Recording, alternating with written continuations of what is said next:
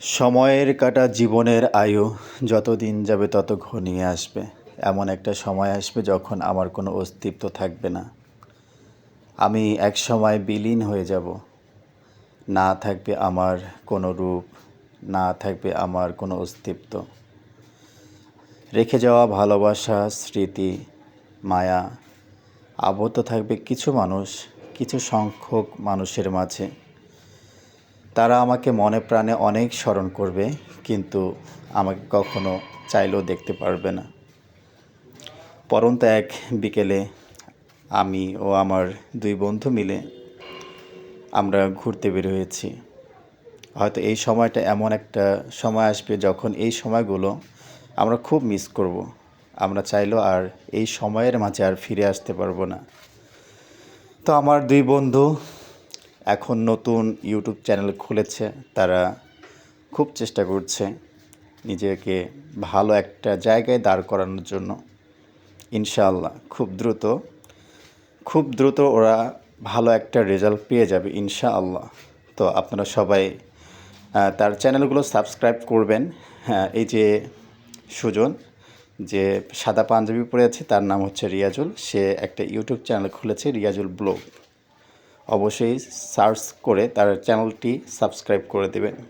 ওখানে কিছু সময় কাটানোর পর আমরা রওনা করি বেনিরহাটের ওইদিকে। ওখানে সাধারণত 2 টাকায় পেঁয়াজি, তারপর পুরি, 5 টাকায় ডিমের আলুর চপ পাওয়া যায়। আরও অনেক সুন্দর সুন্দর কিছু পাওয়া যায়, যেখানে অনেক মানুষের সমাগম হয়।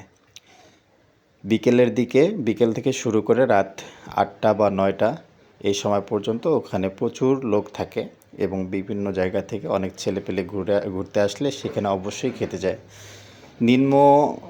নিম্ন টাকার মধ্যে অনেক ভালো, ভাজা পোড়া দিক দিয়ে অনেক ভালো এবং সুস্বাদু খাওয়ার মধ্যে এখানে আপনারা চলে আসতে পারেন, সৈয়দপুর বেনিহাটের এখানে। আমরা ওখানে 3 বন্ধু যাই। 3 বন্ধু যাওয়ার পরে আমার বন্ধু ওখানে বাইক সাইড করলো। বাইক সাইড করার পরে এখানে আমি দেখে নিচ্ছি। এই যে দেখেন, বেসন আছে, পেঁয়াজি আছে, তারপরও ওইদিকে মনে করেন যে পেঁয়াজু আছে, এরপর পুরি। তো মামারা কিন্তু সেল করে বেশি, লাভ করে কম, অনেক ভালো আর কি। তো আমার বন্ধুরা ইতিমধ্যে খাওয়া শুরু করে দিয়েছে। একজন দিয়ে দাঁত কেলিয়ে খাচ্ছে। মামারে মনে হচ্ছে আজকে শুক্রবার, নামাজের পর তারা খালি পেটে ছিল শুধুমাত্র ভাজা পোড়া খাওয়ার জন্য। ঠিক আছে, একজনের খাওয়ার স্টাইল কি মাশাল্লাহ মাশাল্লাহ। আমার মনে হয় প্রতিদিন সকালে যে সুন্দর করে ব্রাশ করে, হ্যাঁ, দাঁতগুলো একদম বালির মতো একটু ঝিক করতেছে একেবারে। তো আমরা ওখানে ইতিমধ্যে যতটুকু খাওয়া সম্ভব ততটুকু খাওয়া দাওয়া করলাম। এরপর ওখান থেকে কিছু সময় পর আমরা রওনা করার জন্য ওখান থেকে বের হয়ে চলে আসলাম। তো আমার বন্ধুরা ইতিমধ্যে ওরা হিসাব নিকাশ করে নিচ্ছে যে কত টাকা আসলো বা কত টাকা বিল হলো। এরপর আমরা ওখান থেকে রওনা করে আসি। রওনা করতে করতে প্রায় রাত হয়ে যায়। তো যাই হোক, একটা কথাই বলবো, এই ইউটিউব চ্যানেলটি আমার পরিপূর্ণ নতুন। অবশ্যই বেশি বেশি করে আমাকে সাপোর্ট করবেন।